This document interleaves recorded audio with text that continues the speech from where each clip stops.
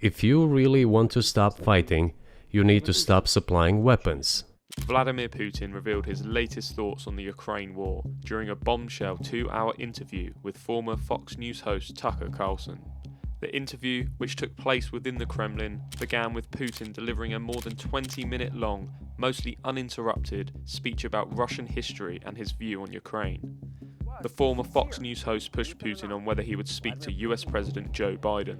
The Russian leader responded with a direct message that the West should stop helping Kiev defend itself to achieve his version of peace. Seems like this could devolve or evolve into something that brings the entire world into conflict and could initiate a nuclear launch. And so why don't you just call Biden and say, let's work this out? If you really want to stop fighting, you need to stop supplying weapons. It will be over within a few weeks. That's it. And then we can agree on some terms. Before you do that, stop. He then went on further and stated what it would mean if the US or others were to station troops within Ukraine. Well, if somebody has the desire to send regular troops, that would certainly bring humanity to the brink of very serious global conflict. This is obvious. Do the United States need this? What for?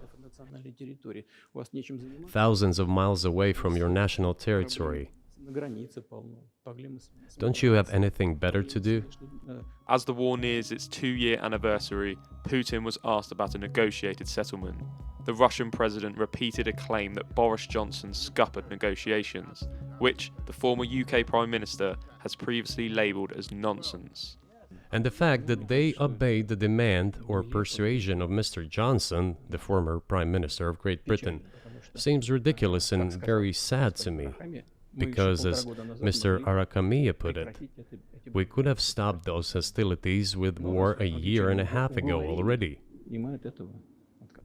But the British persuaded us and we refused this. Where is Mr. Johnson now? And the war continues. That's a good question. Where do you think he is and why did he do that?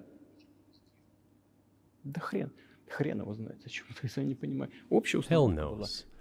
I don't understand it myself. There was a general starting point. For some reason, everyone had the illusion that Russia could be defeated on the battlefield.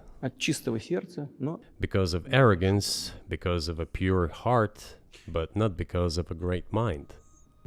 Away from the war in Ukraine, Putin shared his fascination with former empires, leading Carlson to ask about the future of a possible AI empire.